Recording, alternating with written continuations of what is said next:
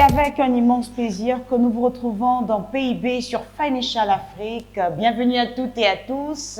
Nous faisons aujourd'hui une descente en Afrique centrale, en République démocratique du Congo, un pays qui se distingue de par la richesse extraordinaire de son sol.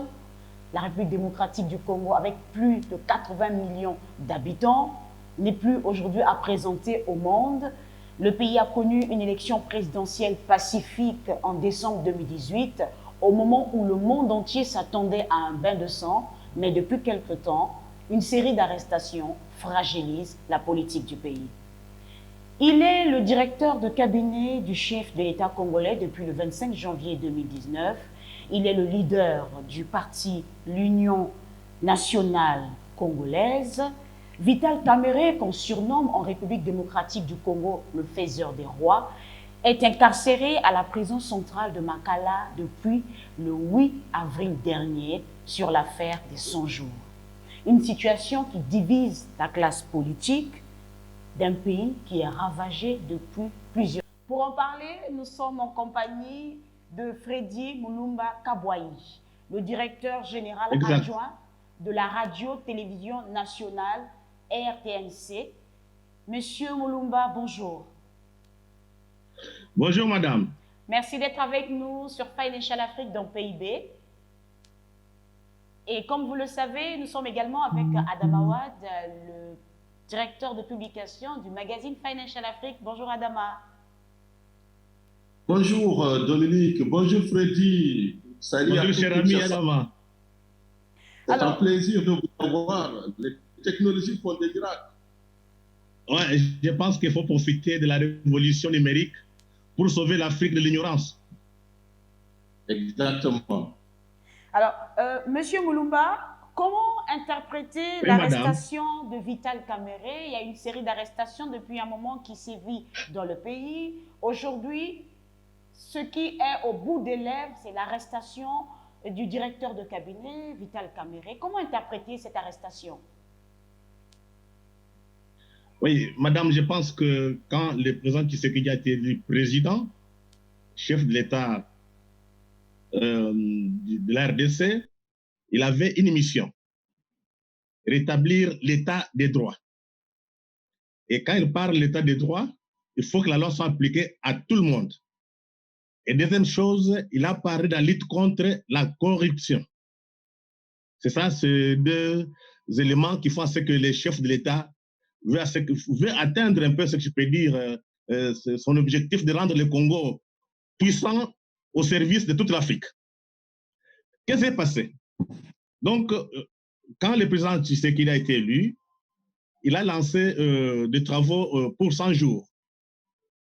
Et celui qui était le coordonnateur de ces travaux, c'était son directeur de cabinet, Vital Kamerhe. Mais pendant cette période, c'était presque lui qui signait les documents qui partaient à la Banque centrale pour que les gens sortent, parce que le gouvernement n'était pas encore formé. Et en lançant les travaux, les gens étaient très contents. Après 3 mois, on vérifie, rien n'est fait. Lui-même, le président est sorti pour faire le tour. Il se rend compte que, en tout cas, il y a eu magouille. Et en dehors de son constat, il y a eu la pression de la population. Pour la toute première fois, que la pression vient du peuple congolais, donc je peux dire aussi des militants de l'UDPS. Et toute la population passait par les réseaux sociaux. Donc, ce ne sont pas les médias traditionnels qui ont dénoncé le détournement des fonds. Ce ne sont pas les médias traditionnels qui ont fait la pression. Ce sont les réseaux sociaux. Donc, c'est une nouvelle donne. Et ceux qui parlaient, ce n'était pas l'élite. C'était le peuple qui demandait des comptes pour qu'on voie où est parti l'argent. C'est ainsi que, comme le président avait décidé de rendre l'État un État démocratique, un État de droit, il a nommé de nouveaux magistrats. Ce sont ces nouveaux magistrats maintenant qui ont lancé, comment dirais-je, des invitations à tous celui qui était dans le réseau des programmes de 100 jours. on a arrêté dans un premier temps 3 expatriés, un Libanais, un Belge et un Libanais, un Belge et un Américain. Pour la toute première fois, ils sont retrouvés en prison. Parce que c'était à qui on avait confié les marchés. Après, on a vu les directeurs généraux des entreprises publiques qu'ils travaillaient ensemble avec ces entreprises privées étrangères.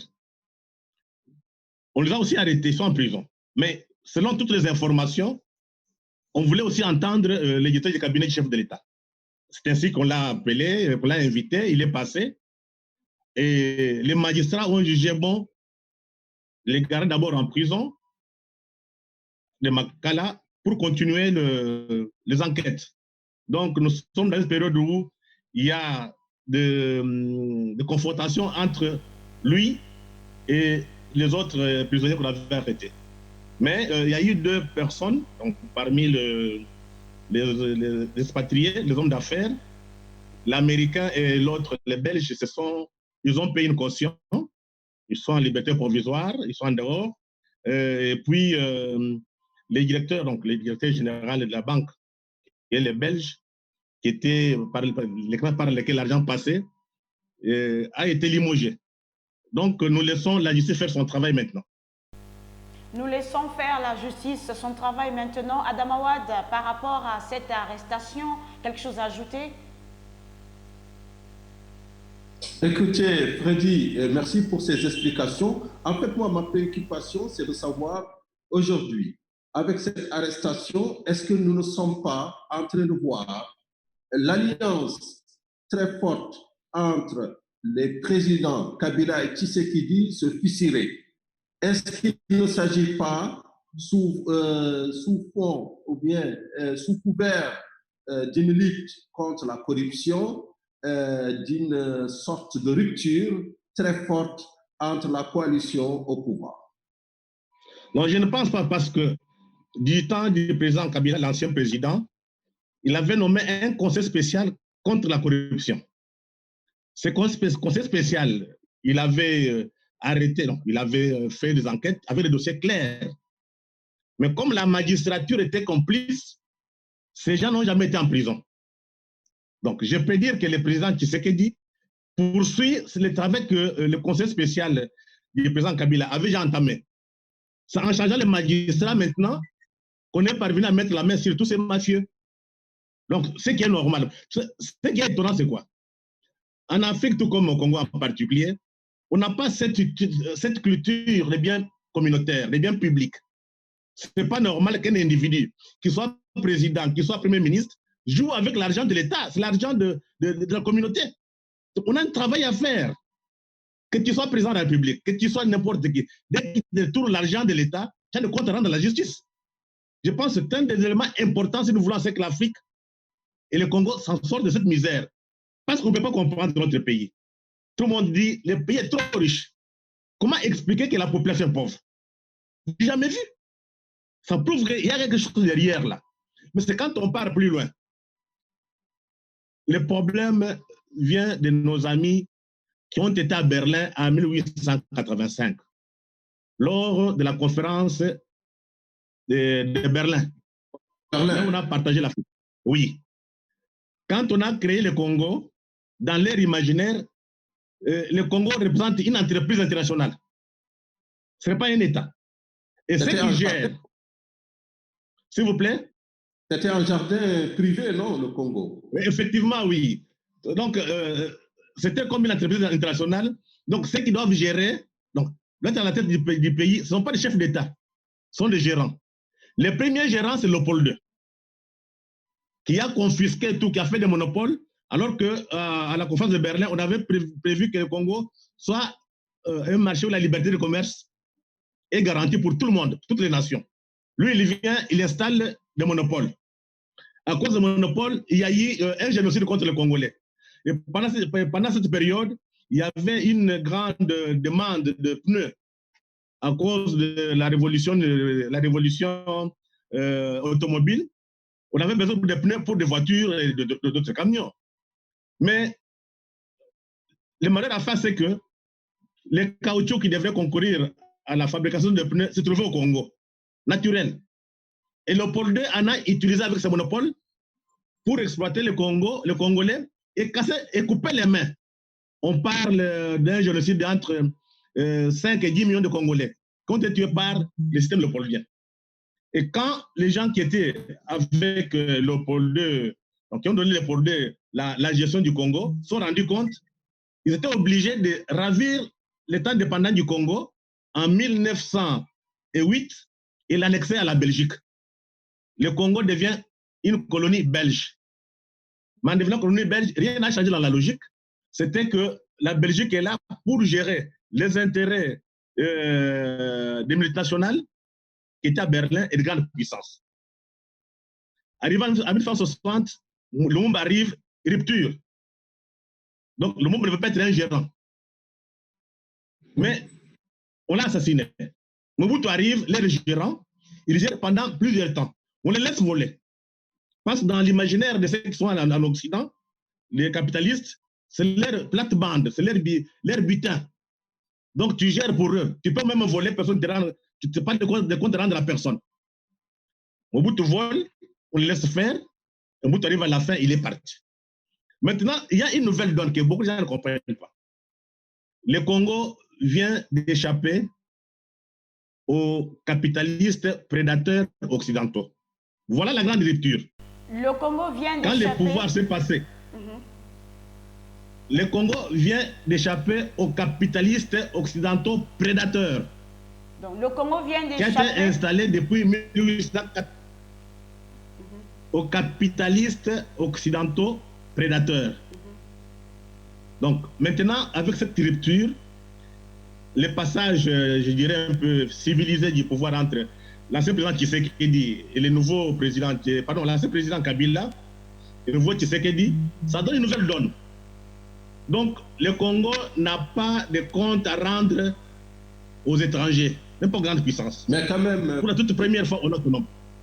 Voilà pourquoi... Tout en dans le même sens que toi, je dirais que jusqu'à présent, il y a une nouvelle donne, mais à mon avis, la donne n'a pas changé. Le Congo reste toujours divisé avec beaucoup de groupes armés, avec une unité nationale qui n'est pas encore faite, en tout cas sur le plan géographique. Donc, avec un monopole de la violence qui n'est pas encore du ressort de l'État. Mais comment le président Tshisekedi peut installer une nouvelle donne dans ces conditions-là? Non, je pense que, vous savez, les informations qu'on donne à l'extérieur par les radios occidentales sont toujours orientées. Rien n'est neutre, même pas gratuit. Nous avons une armée très forte aujourd'hui. Je te donne un exemple. En 1998, 98, comme vous voulez parler chez vous, quand il y a eu la rébellion, la deuxième rébellion, après la rébellion, quand il y a eu la rébellion de l'AFDEL, pardon, de la deuxième rébellion, le Congo a été occupé. Il y a eu les gens, l'entrée en guerre entre le Rwanda, l'Angola, les Zimbabwe, un autre pays d'Afrique australe, contre le Rwanda et l'Ouganda. Et pendant 18 ans, le président Kabila est parvenu à construire une armée. Aujourd'hui, on a une armée capable de mettre en déroute n'importe quel aventurier. Donc, actuellement, notre armée vient de mettre la main sur les bandits qui travaillaient avec l'Ouganda, dans la région de Beni. Maintenant, on est aussi du Kivu. Mais cette armée fait peur aux multinationales parce que la plupart des globalistes qui étaient à la base de la guerre, l'AFDEL, se trouvent à Kigali. C'est à Kigali qu'on a installé, comment on appelle ici, une usine de transformation du coltan et de l'or. Or, le Rwanda n'a pas de mine de coltan, même pas de l'or. Donc, c'est multinational. La Suisse aussi, mon cher Freddy, la Suisse aussi n'a pas de mine d'or, n'a pas de mine de coltan, mais c'est parmi les grands centres de négoce international de ces produits-là. Non, il y a un problème. Ivoirien d'ailleurs. Non. La différence entre la Suisse et le Rwanda, c'est quoi? Les Rwandais viennent tuer les Congolais et piller le Congo avec la complicité des multinationales qui sont basées à Kigali. La Suisse ne vient pas tuer les Ivoiriens. Mais ici, c'est toute une machine mise en place pour piller. Au lieu que les Occidentaux viennent piller ouvertement, ils le font par procuration. Ils passent par Kigali et l'Ouganda pour venir piller le Congo. Donc, ceux qui font la guerre au Congo, ce n'est même pas les Rwandais et l'Ouganda, ce sont les multinationales qui estiment que le Congo leur appartient. Mais une nouvelle donne qui est ici, que beaucoup de gens ignorent. Le peuple congolais est debout. Voilà dans ce sens-là qu'il faut mettre la lutte que le président Tshisekedi mène contre la corruption. Et tout celui qui va aller au-delà des normes, des règles et des lois sera sanctionné. Mais si le président Tshisekedi ne le fait pas, je pense que la population qui se prendra en charge. Il y a une conscience nationale, mais généralement à l'étranger, on présente toujours les Congolais, des gens qui aiment les femmes, qui aiment la bière, qui aiment la musique. Ce sont des clichés dangereux. Moi, cher Freddy, bon, c'est une caricature, mais restons sur le Kivu. Il y a combien de groupes armés aujourd'hui au Kivu et pour qui travaillent ces groupes armés? En tout cas, il y a beaucoup de groupes armés au Kivu. Ces groupes armés travaillent pour Kigali, Entebbe, pardon, Kampala, mais aussi il y a des complices à Kinshasa. Et ces complices sont venus avec l'AFDEL, avec la guerre d'agression, l'agression de l'AFDEL en 1997. Ce sont ces gens-là qui exploitent à l'Est. Depuis que le président Tshisekedi est arrivé, on est en train, notre armée est sur le terrain. On va mettre de l'ordre au Kivu, dans le nord Kivu. Après ça, on va s'occuper du sud Kivu. Donc, le Congo n'est pas seulement en face. Vous dites? En avez-vous les moyens? Mais d'abord, les moyens, c'est d'abord une conscience. Quand les Américains ont fui le Vietnam, ils étaient plus armés que les Vietnamiens. Tu vois, la différence, c'est quoi? Nous nous battons pour notre indépendance, pour nos richesses, pour notre liberté. Mais ils se battent pour venir nous voler. Mais l'histoire nous montre qu'un voleur, tout comme un agresseur, n'a jamais gagné. Au bout du compte, il sera mis hors d'état de nuire. C'est ça la réalité historique. Donc nous tendons vers ça. Alors, et je pense que... Monsieur Moulumba, ces arrestations multipliées qui sévissent actuellement en République démocratique du Congo, c'est pour mettre les présumés coupables hors état de nuire. Alors, l'UDPS du président Tshisekedi et l'UNC de Vital Kamerhe ont scellé une alliance, celle de marcher main dans la main sur une période de 10 ans. Pourriez-vous revenir sur le point principal de cet accord du 23 novembre 2018 signé à Nairobi? Donc, je pense que l'accord n'est pas tellement très bien connu, mais c'est qui est vrai que ils ont échappé au contrôle de multinationales qui avaient monté un coup à Genève avec la fondation Kofi Annan. Ça parlait de Genève qu'ils ont refusé. Donc Kamerhe et Tshisekedi ont refusé la donne imposée par les multinationales à Genève. Ils sont retirés. En se retirant, ils sont arrivés à Nairobi, là où ils ont scellé leur alliance. Mais serrer l'alliance, ça ne signifie pas qu'on peut aller contre les intérêts du Congo. Ils ont serré l'alliance pour les intérêts de la population, pour les intérêts du Congo et la paix au Congo. Ils n'ont pas géré l'alliance pour venir jouer avec l'argent de l'État. Ce n'est pas l'argent, ni l'argent de Tshisekedi, ni l'argent de Kamerhe. C'est l'argent du peuple congolais qui a tant souffert pendant plus de 60 ans, qui vit dans la misère alors que le peuple est pauvre. Donc, c'est la fin d'une époque aujourd'hui. Et tout celui qui ne va pas aller dans le sens du peuple perdra le pouvoir. Donc, si vous voulez être à côté du peuple, il faut appliquer la loi, répartir établement les revenus et défendre les intérêts du Congo. Il n'y a que ça.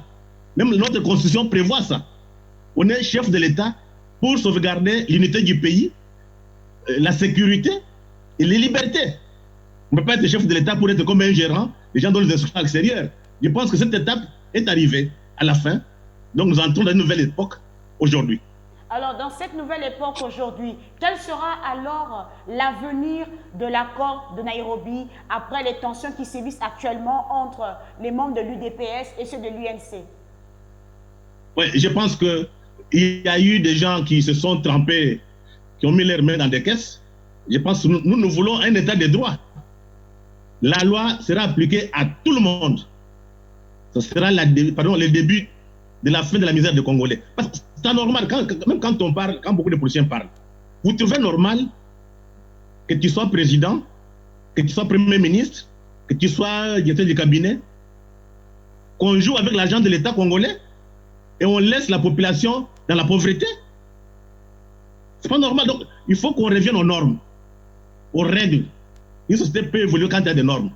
La première norme, c'est savoir comment ne pas faire la confusion entre les biens publics et les biens privés. Ne pas faire la confusion entre la caisse de l'État et ta poche privée. Donc, c'est une grande rupture aujourd'hui. Et les mentalités ont beaucoup évolué aujourd'hui à Kinshasa.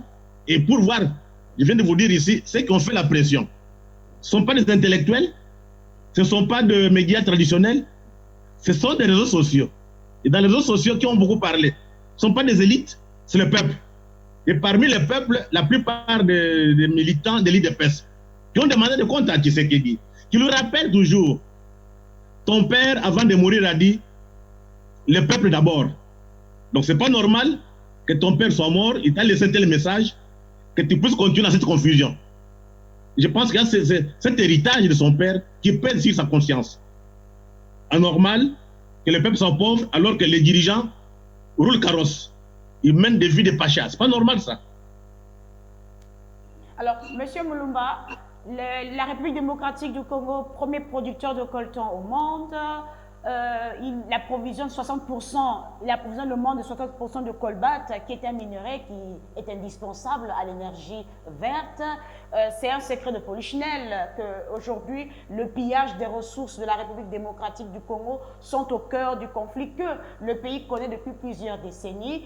À qui profite la balkanisation de la République démocratique du Congo? Madame, je viens de vous dire ici, le drame pour notre pays tire ses origines de l'accord de Berlin, où les multinationales pensent que les matières premières leur appartiennent. C'est la réalité. Il y a un Camerounais qui s'appelle Apoli Bertrand Kameni. Il a publié un ouvrage en 2013, Minerais stratégiques et enjeux africains. C'est publié chez Le Monde, hein, PUF. Et dans cet ouvrage, il démontre à chaque fois qu'il y a des imitations technologiques sur le plan électronique, on vient piller au Congo. On a commencé avec les casséterites. Quand il y a encore le développement du Wi-Fi, on est passé par encore lithium. Mais maintenant, nous avons le cobalt. Or, quand on prend le cobalt avec le lithium, avec terres rares, ce sont des matières premières qui vont concourir à la révolution numérique couplée de la transition énergétique. Donc actuellement, je pense que beaucoup de Congolais ne sont pas encore conscients. Nous sommes au cœur de la géopolitique du 21e siècle. Sans le cobalt congolais, il n'y aura pas la transition énergétique. Sans les terres rares chinoises, il n'y aura pas la révolution numérique. Et on est en train de vivre une certaine, comment on peut dire, mutation. On quitte ce que je ne vais pas appeler l'économie de prédation. Les capitalismes prédateurs installés en Afrique, au Congo en particulier, depuis 1885. Pour s'enrichir, il faut venir faire des guerres, il faut venir piller, il faut mettre les dirigeants à la tête pour commencer à exploiter les autres. Ce cycle du capitalisme prédateur est arrivé à la fin.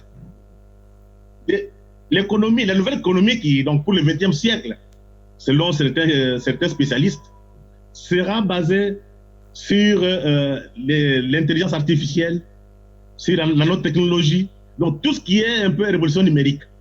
Or, la plupart des matières premières qui vont concourir à cette révolution numérique se trouvent au Congo.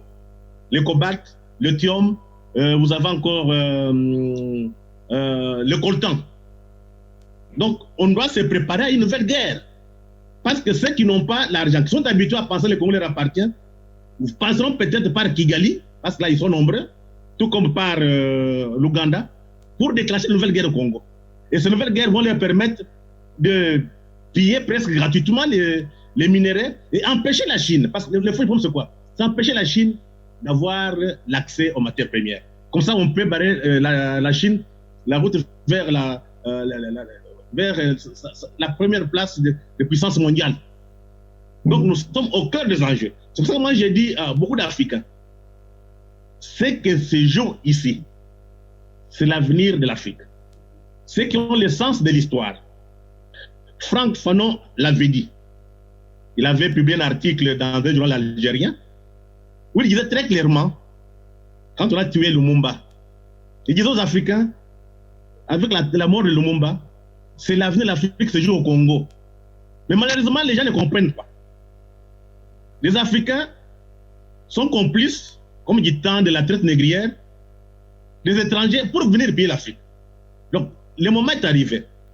Avec cette nouvelle économie, avec ce que j'ai appelé la nouvelle géopolitique un peu du XXe siècle, multipolaire, il faut que les Africains soient unis. Nous jouons notre carte aujourd'hui. Si les Africains ne sont pas unis, nous serons encore victimes. Comme en 1885, on va partager l'Afrique. Ça, c'est le travail des intellectuels, le travail des politiques, d'alerter l'opinion et de comprendre que nous sommes dans un monde violent, dans le monde des intérêts. Tout est question de rapport de force. Mais on trouve chez les Africains cette naïveté et de penser que tous ceux qui viennent en Afrique nous donnent l'argent nous aiment. Mais ne se pose pas la question pourquoi ces gens nous donnent l'argent. Donc il y a un travail à faire de construire de nouveaux paradigmes. Que les Africains, les penseurs africains pensent. Donc il faut pas de terrain. Il faut ressusciter comme un Nkrumah. Ressusciter Cheikh Anta Diop. Le temps où les gens pensaient l'Afrique. Aujourd'hui, il n'y a rien. On n'a que des commerçants et des inconscients. Donc la jeunesse africaine doit vite se préparer pour travailler et mettre l'Afrique au cœur des enjeux géopolitiques du XXe siècle. Que l'Afrique retrouve sa place. Un acteur, pas un sujet comme aujourd'hui. Vous voyez, il y a la crise en Afrique. Ce sont les autres qui parlent de l'Afrique. Oh, l'Afrique, il y aura beaucoup de morts, il faut vite intervenir. C'est comme si les Africains sont comme des enfants. Et curieusement, il y a encore des Africains qui sont complices, qui tiennent ce discours. Donc, le travail à faire aussi, c'est, comment dirais-je, libérer l'imaginaire des Africains, de construire toute cette pensée coloniale et non coloniale qui continue jusqu'à aujourd'hui. Donc ça, c'est le travail des penseurs africains. Et dès qu'on va construire notre propre pensée, je pense qu'on va peser dans ce monde, on va nous respecter. La Chine a montré de quoi elle était capable. Elle est partie de ses fils et de ses filles pour être debout aujourd'hui. Qu'est-ce qui peut nous empêcher à nous organiser? On a eu la chance aujourd'hui d'accéder à l'école des Blancs. On a eu la chance aujourd'hui avec de nouvelles technologies. Pourquoi les Africains sont, je dirais, un peu déjà étourdis? Ça ne peut pas s'expliquer. Alors, suivez vos médias publics. Regardez les débats. Vos médias privés. Les Africains sont ailleurs. On se pose la question, sont-ils conscients qu'ils sont sur une planète où il y a beaucoup d'intérêts, où il y a des compétitions? C'est la question de fond. Alors, il faut que l'Afrique retourne à la source, consommer africain. Nous restons toujours dans cette balkanisation de la RDC. Vous pointez du doigt les multinationales. À votre avis, est-ce qu'il n'y a pas également certaines multinationales qui veulent davantage piller les richesses de la RDC qui sont derrière un éventuel divorce entre l'UDPS et l'UNC? Oui, je pense que c'est qui est normal. Les capitalistes n'ont pas d'état d'âme, c'est d'abord l'intérêt. Il ne faut pas être naïf. Que ce soit derrière l'UNC, derrière l'UDPS, c'est d'abord l'argent. C'est à nous de défendre, de savoir identifier nos intérêts et de défendre. Et pour cela, il faut qu'on soit organisé, pas divisé. Il faut qu'il y ait des normes. Il faut qu'il y ait le respect de la loi. Il faut qu'il y ait le respect des biens publics. Donc, il faut refaire notre imaginaire, notre culture par rapport à la communauté, par rapport à l'État. Donc, tout est à réinventer aujourd'hui. C'est une chance pour nous. Les multinationales sont là pour faire l'argent. C'est ça la loi du capitalisme. On ne peut pas l'empêcher. Mais il faut créer un rapport de force pour les pousser, les amener à négocier avec nous. Les drames chez nous, on se plaint trop. Il faut que les élites travaillent pour créer ce rapport de force d'abord intellectuel, parce que si on veut devenir un peuple, on casse sa culture. Il faut refaire ça. Et deuxième chose, il faut une armée. Un pays comme le nôtre, il y a une prise de conscience. Nous sommes trop riches. Or, quand vous avez des richesses, vous ne savez pas les protéger, on veut les prendre gratuitement. Donc, on les veuille ou non, il faut qu'il y ait une armée. Notre armée est là, est déterminée. On verra peut-être d'ici 5-10 ans ce que ça va donner pour sauvegarder les intérêts du Congo. Je pense que ceux qui sont habitués à faire ça passeront par tous les moyens pour diviser les gens ici, jouer la carte de manipulation au sein des partis politiques. Ils feront par tous les moyens pour faire des coups d'État. Ils feront par tous les moyens pour créer des guerres. Ça, c'est une donne. Mais nous sommes dans un monde des intérêts. On a identifié nos intérêts. Je pense que le peuple congolais, si vous venez à Kinshasa, c'est une ville de 12 millions d'habitants, de 12 à 20 millions. Et parler avec les Kinois, on va vous dire ce qui se passe. Mais malheureusement, comme vous êtes tellement dépendant des médias étrangers qui traitent toujours tout ce qui est négatif au Congo, quelquefois, ça perturbe l'entendement de ce qui se passe au Congo. Merci beaucoup, M. Mulumba. On saura dans 5 ou 10 ans où va l'avenir économique du Congo. Adam Awad, le mot de la fin pour clore cette antenne consacrée à la balkanisation de la RDC. Alors, oui, je joins mes remerciements à ceux de Dominique. Frédéric, vraiment merci pour cette clarté dans l'analyse et ce panafricanisme vibrant. Mais moi, à mon avis, dans l'analyse des rapports entre les multinationales et nos États, il y a toujours eu un problème. C'est d'abord l'intégrité de nos États, l'intégrité aussi bien intellectuelle que morale des négociateurs des grands contrats, et d'autre part, la capacité de négociation. Parce que vous l'avez bien dit, l'Afrique est balkanisée, c'est 54 États. Donc, c'est 54 petits États par rapport à des multinationales qui viennent négocier avec des armées d'avocats. Deuxièmement, quand je vois, par exemple, chez vous, l'affaire Geltner, quand je vois les rapports entre Gécamine et cette société, quand je vois toute la controverse soulevée, je me dis que vivement un État fort, vivement un État avec une capacité de négociation forte, mais je ne pense pas, à mon avis, que le problème soit vraiment des multinationales. Le problème, encore une fois, il est africain, parce que tout partenaire, qu'il soit multinational ou juste institution, tout partenaire cherche à préserver ses intérêts.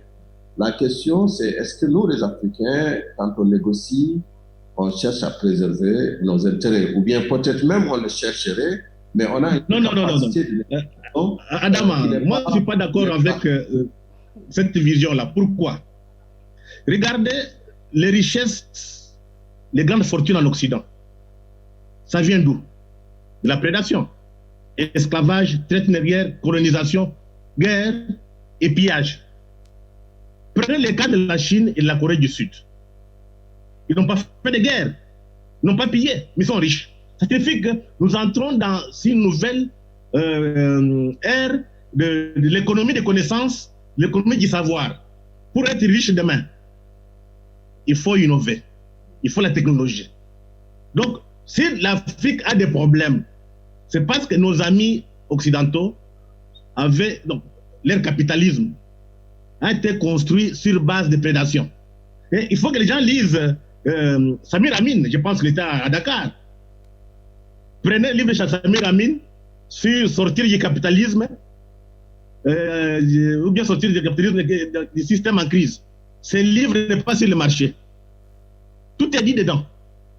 Donc, si nous voulons demain qu'on ne soit pas encore des gens dominés qu'on ne soit pas les dons de la farce des multinationales occidentales, il faut relire l'histoire et tirer les leçons de l'histoire, mon cher ami.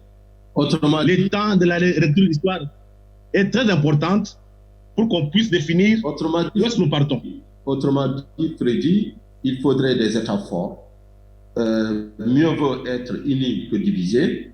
Il faudrait aussi une intégrité à la fois intellectuelle et morale, des négociateurs bien formés. Parce que là, si vous prenez n'importe quelle multinationale qui vient au Congo, comme Glencore par exemple, ou bien même comme Dan Gertler, qui n'est pas une multinationale, mais qui est très puissant apparemment chez vous, si vous prenez n'importe quelle de ces entités, elle vient avec une armée d'avocats, une capacité de négociation donc très élevée. Et vous, vous avez en face des fonctionnaires dans l'État, dans des 54 États africains.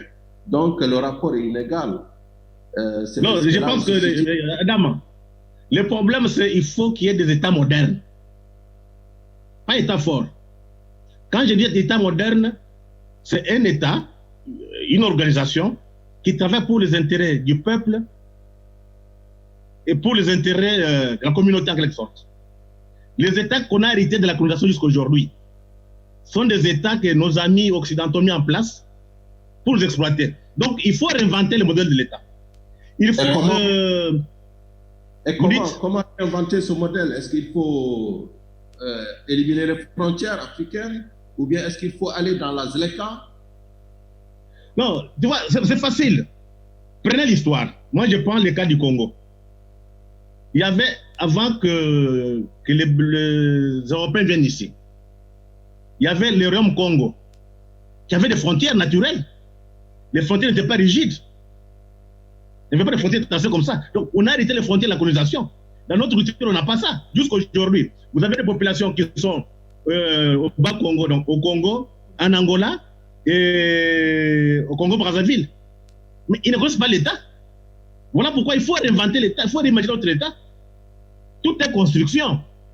Ça demande qu'il faut que les Congolais repensent. Les Africains repensent le modèle, proposent. Et pour cela, il faut avoir des grands penseurs. Ce qui manque l'Afrique, c'est l'absence de la pensée. Nous sommes devenus des répétiteurs des pensées des autres. On réfléchit par procuration. Ce n'est pas normal. Comprennent les autres civilisations. Comment ils sont parvenus à s'en sortir? Pourquoi nous on a des problèmes pour qu'on ne s'en sorte pas? Les problèmes culturels, d'abord, c'est quand on va commencer à penser nous-mêmes, je pense que ce problème sera réglé, mais on ne mettra pas fin aux ambitions des autres. Mais quand on est conscient, on est organisé, je ne pense pas qu'on sera battu. Est-ce que pour finir, Freddy, la zone de libre-échange continentale n'est pas une réponse à toutes ces préoccupations? S'il vous plaît? La zone de libre-échange continentale, la ZLECA, n'est-elle pas une réponse à ces préoccupations puisqu'elle est pour les Africains? Nous sommes tombés dans un piège, cher ami. On en a parlé à Abidjan. C'est une aventure de mauvais goût. L'Afrique n'est même pas organisée. On a voté cette histoire libre-échange sans entrer en profondeur. Ça va profiter à qui? On n'a pas de marché intérieur. Donc, le risque est que ceux qui ont l'argent, que ce soit la Chine, que ce soit les autres, viennent nous recoloniser, chers amis. Retenez, regardez la présence des armées étrangères sur l'Afrique, sur le continent africain. Vous avez dans les Sahel les Français, les Allemands, les Américains, les armées allemandes, les armées françaises et les armées américaines. Vous avez la côte de l'Afrique là-bas vers Djibouti. Vous avez toutes les armées du monde. Prenez une hypothèse. La guerre éclate. Pensez-vous que ces militaires étrangers qui sont sur les territoires, sur le continent africain, vont entrer en guerre? Pour vous? Ils ne le feront pas. Donc, si on ne fait pas attention, on va encore partager l'Afrique comme en 1885. Voilà l'importance de la pensée, de réflexion, de l'information. Parce que les problèmes des Africains, je pense qu'on nous a tués en cassant notre culture. On ne réfléchit pas par nous-mêmes. On est des gens fabriqués. Donc nous sommes là pour écouter les discours des autres et reprendre. Non. L'Afrique doit se libérer sur le plan penser sur le plan intellectuel, que l'Afrique soit capable de produire sa propre pensée, comme dit tant de Nkrumah, comme dit tant de Cheikh Anta Diop. On n'a pas d'autre choix. C'est vaincre ou mourir. Donc il faudrait aller en profondeur et avoir le courage de s'assumer. Mais ici, en Afrique, d'une manière générale, les élites qui étaient à l'école des Blancs, l'école occidentale, ont peur de perdre des privilèges. C'est ça le fond du problème. Cheikh Anta Diop en a souffert, mais il est mort, personne ne voulait savoir. Aujourd'hui, les mêmes personnes qui étaient contre lui commencent à raconter c'est Cheikh Anta Diop. Comme la même chose. Il y en a d'autres, Modibo Keïta, Jules Nyerere, il y en a beaucoup. Comment on appelle ici, ce nombre de Guinéens, les vieux Touré. Oui. Donc l'Afrique a encore la chance. Donc il faut se reconnecter à l'histoire. Si on se reconnecte à l'histoire, il y a possibilité d'en sortir. De toute façon, si nous ne le faisons pas, nos enfants vont le faire à notre place. Et ceux qui ne comprennent pas que le monde est en train de changer sera balayé par l'histoire. Le vent qui vient là va balayer tout le monde. C'est une nouvelle donne. Ça demande que tous les schèmes de pensée qu'on avait dans les temps doivent être remis en cause. Monsieur Mulumba, qu'on réinvente. Oui, madame. Si on s'en tient à votre réflexion, est-ce à dire que le manque de profondeur aujourd'hui est à l'origine de la réticence de certains États face à la ZLECA? S'il vous plaît? Si on s'en tient à votre réflexion, est-ce à dire que le manque de profondeur que vous avez évoqué dans votre allocution est à l'origine de la réticence de certains États africains face à la ZLECA? Bien entendu. Bien entendu. Mais moi, je ne comprends pas. Cette histoire de ZLECA, là, qui l'a inventée? Ce ne sont pas les Africains. Ce sont les politiciens, chefs d'État qui sont retrouvés avec Kagame, président Kagame, pour mettre ça en place. Est-ce que vous avez vu un débat de fond entre intellectuels, économistes africains? Ils ne sont pas d'accord. Alors, les politiciens veulent toujours... Oui, Freddy, il y a eu des débats de fond. Il y a eu des débats de fond entre les techniciens des ministères africains de commerce. Il y a eu des négociations en profondeur sur l'harmonisation du commerce, des services et des marchandises, des produits et services. Il y a eu un débat de fond qui est en cours toujours sur les règles d'origine. D'ailleurs, c'est là où se situe la réticence, par exemple, d'un pays comme le Nigeria. Donc, moi, à mon avis, cette ZLECA, c'est la seule option pour l'unité africaine parce que qu'est-ce qu'elle permet, la ZLECA? La ZLECA permet aux peuples africains de se retrouver à travers les échanges complémentaires de nos produits, de nos avantages comparatifs. Donc, ça nous permet de créer un grand marché unique. À défaut d'une unité politique, au moins une unité économique sur un marché commun, avec des règles et des normes. Là-dessus, je pense que c'est plutôt une chance, mais à condition, bien évidemment, d'ériger des règles qui vont un petit peu dans le sens de nos intérêts. Et je ne vois pas, comme toi, cher Freddy, que le partenaire étranger constitue une menace. La vraie menace, c'est notre capacité de négociation, c'est notre capacité à concevoir, bien sûr. Adama, tu connais dans quelles conditions se trouve l'Union africaine? Ça n'inspire pas confiance? Je te prends un exemple. Quand on a tué Kadhafi, qu'est-ce que l'Union africaine a fait? L'Union africaine a laissé, on a assassiné Kadhafi. Chez nous ici, le peuple décide que pour qu'il devienne président. L'Union africaine avec Kagame demande à notre cour constitutionnelle de ne pas prononcer. Ce n'était pas Kagame. Il faudrait qu'on sorte de ces carcans-là. Ce qu'on a mis en place par les capitalistes. Donc, si on peut parler de ZLECA pour nous, que ça vienne de nous-mêmes. Il y a un économiste qui doit connaître là, américain, Joseph Stiglitz, qui a publié un document sur l'Union européenne, sur la zone euro. Et dans ce livre, Stiglitz explique on ne peut pas comprendre si l'Europe est en difficulté. C'est parce qu'on est parti d'abord l'économie pour aboutir à la politique. Ça ne peut pas se faire. Il faut partir de la politique pour aboutir à l'économie. Mais la politique, comment voulez-vous? Il n'y a pas de... il n'y a pas des États-Unis d'Afrique. Ça n'existe pas. Ça, c'est quelque chose de politique. Comment on peut penser aller à l'économie sans avoir des États forts, donc les États-Unis d'Afrique bien organisés? Là, nous tombons dans les pièges des autres. D'ailleurs, le néolibéralisme est en difficulté. Ceux qui comptaient faire ça sur notre dos. Aujourd'hui, c'est l'État qui revient comme un élément pour tout développement. Le discours comme ça revient. Donc, il faut tout repenser. Remettre en cause cette histoire de zones de libre-échange, ou bien les repenser, les mettre à notre faveur. Ce n'est pas parce qu'il y a l'Union européenne qui veut que ça passe comme ça, on doit accepter.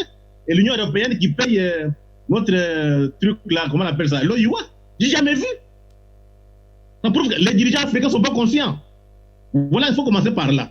Quand l'Afrique aura ses propres dirigeants qui vont laisser pour l'Afrique, là, la zone de libre-échange sera, comment dirais-je, ce sera quelque chose de positif pour les Africains. Mais quand ça fait l'extérieur. Alors, Freddy, je rappelle juste que la zone de libre-échange s'inscrit dans un vaste programme qui s'appelle l'agenda 2063 de l'Union africaine, qui a été conçu et mis en place par des Africains, à la tête desquels l'ancienne présidente de la Commission de l'Union africaine, Madame Zuma. Zuma, oui. Donc, on peut dire ami, écoute, il y a un problème. C'est la volonté africaine, peut-être la mise en place. Non. Est-ce que vous trouvez normal qu'on fasse l'agenda 2063 pour que l'Afrique se développe? Voilà le problème de réflexion des Africains. Arrive à l'unité. Non. Il faut aller. Non. Prenez. Non. On dit l'Afrique, il faut faire l'agenda 5, 10 ans, 20 ans. Pas 63. Aujourd'hui, il y a une nouvelle mise en place de géopolitique internationale, de géopolitique mondiale du XXe siècle. Mais tout est remis en cause. Il faut faire des choses à court terme. Donc, 10 ans, 20 ans.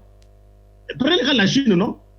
Est-ce que pour que la Chine se développe, là, il t'a dit non, il faut attendre en 2030. Non. Avant d'arriver à 2030 ou bien 2050, il y a des étapes.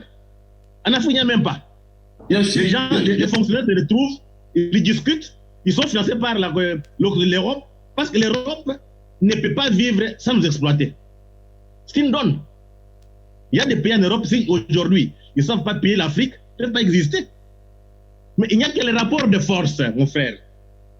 Il y a que les rapports de force qui vont pousser les Européens à négocier avec nous. Donc, nous devons repenser l'Afrique, repenser nos stratégies et s'organiser. Qu'attendre un discours comme celle de ton ami Strauss-Kahn, qui dit que non, vous savez, il faut, avec cette crise, que la communauté internationale se mette ensemble pour aller sauver l'Afrique. Donc, ce qui est curieux, on veut sauver l'Afrique, mais les Africains eux-mêmes n'en parlent pas. Donc, cette étape est finie.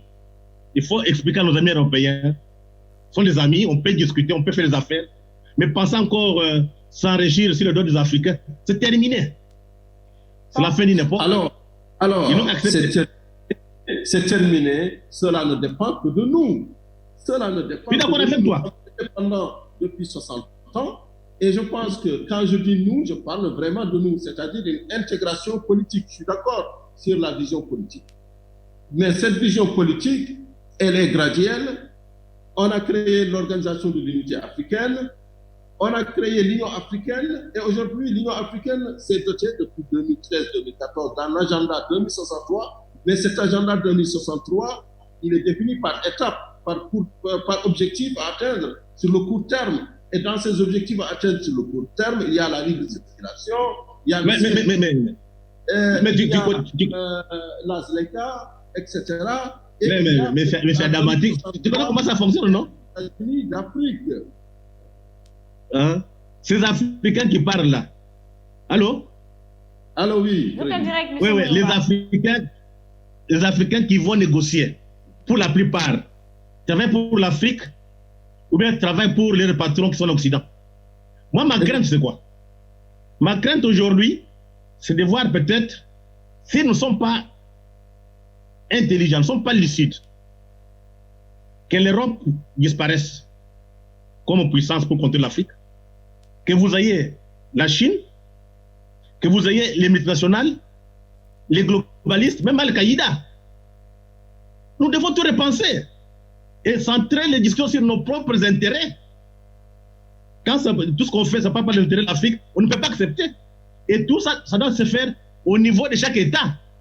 Or, les dirigeants qui sont en Afrique représentent les intérêts étrangers. Qu'est-ce que vous voulez? Il faut les changer. Donc, il faut arriver à changer tous les dirigeants africains qui travaillent pour le monde extérieur. Et qu'il y ait de nouvelles élites qui vont travailler pour l'Afrique pour qu'on s'en sorte. Sinon, on ne comprend pas. Quelquefois, on dit, qu'est-ce qui arrive aux Africains noirs? Regarde un peu. Dès que tu quittes le Maghreb, tu descends, tu dépasses la frontière, le Sahara. Là. Mais quand tu viens en Afrique noire, quel désordre? Est-ce qu'on peut se poser la question, qu'est-ce qui nous arrive? Ce sont des réalités, quelquefois ça fait mal. Tu pars en Chine, tu vois l'ordre. Tu viens en Afrique, une confiance totale. Et les Africains sont d'accord avec ça. Voilà la remise en cause qu'il faut faire aujourd'hui. Ça, les fonds du problème. Donc, ça demande une dimension philosophique, une dimension historique. Mais les Africains ont cessé de réfléchir. Les Africains ont cessé de penser. Ils font plaisir aux maîtres. Parce que quand on est avec les maîtres, on voyage en first class. Quand on est malade, on est soigné à Paris. Maintenant qu'ils partent encore, hein, il n'y a plus d'avion. La donne a changé. Donc, c'est à nous de voir notre passé, nos difficultés, nos humiliations, nos souffrances, prendre conscience et redémarrer autrement. Personne ne viendra nous défendre. Ce qu'il faut parler à la jeunesse, c'est ça. Personne ne viendra nous défendre à notre place. Les Africains attendent toujours l'extérieur. Oh, le président Macron a demandé, a dit qu'il va réduire, nettoyer la dette africaine, mais non. Quelle dette? Qui peut encore croire en ça? Oui, ce sont des schèmes de pensée je dirais, de l'ancienne civilisation. Là où la civilisation occidentale était la seule à dominer le monde. Le monde change. Chaque peuple, chaque civilisation se prépare pour participer à ces changements. Tirons les leçons du passé. Est-ce qu'on s'est posé la question? Pourquoi on a été battu, vaincu par l'Europe? On a été fait esclaves. On nous a vendus, tête négrière. On nous a dominés. Nous sommes encore on nous a colonisés. Après tout, quand même, mon cher, 100 ans après. Mais il faut se remettre en cause, non? Pourquoi on a fait l'université? On a eu la chance de voir comment les autres le font. C'est le moment de remise en cause entre nous-mêmes. Là où nous sommes, comment on vit, comment on organise. Ça demande qu'il faudrait que les Africains repensent les normes, leurs propres normes. Pas repenser avec les normes extérieures. C'est fini ça. Je sais que l'Europe est finie. Le seul pays qui peut tenir en Europe, c'est l'Allemagne. On n'est pas sûr qu'après le coronavirus, l'Union européenne va encore exister. On ne sait pas. On ne sait pas qu'après le coronavirus, les dollars américains seront encore une monnaie de référence. Le monde bascule. Donc il faut repenser tout. Ça demande qu'il faut la liberté d'expression. Et que les médias jouent à ça. Que les universitaires prennent leurs thèses, la jettent de côté. Qu'ils restent sur le terrain, ils voient un peu comment le monde fonctionne pour proposer des choses aux hommes politiques africains. Si les intellectuels, les penseurs, les philosophes ne proposent rien, il n'y aura rien du tout. C'est sur ces mots que vous vous réveillez le matin. Vous dites? C'est sur ces mots que M. Freddy Moulumba Kabouaï, que nous vous remercions d'avoir été des nôtres sur Financial Afrique dans PIB pour parler de la balkanisation de la République démocratique du Congo. Je rappelle que vous êtes diplômé en sciences politiques, directeur général adjoint de la radio-télévision nationale congolaise et également directeur du magazine Renaissance. Et pour boucler la boucle, vous êtes auteur de plusieurs ouvrages. Oui, j'espère que les Africains prendront conscience à temps pour éviter que les pires encore nous arrivent. Le monde de demain sera encore pire que l'esclavage. Nous espérons également que le message n'est pas tombé dans des oreilles de sourds. Nous remercions également Adam Awad, le directeur de publication de Financial Afrique, qui également était des nôtres pour nous accompagner dans cette antenne consacrée à la balkanisation de la République démocratique du Congo. Voilà, chers téléspectateurs, nous vous remercions d'être nombreux jour après jour à nous suivre sur Financial Afrique, donc PIB. Nous vous disons à la semaine prochaine dans un nouveau numéro. D'ici là, prenez soin de vous.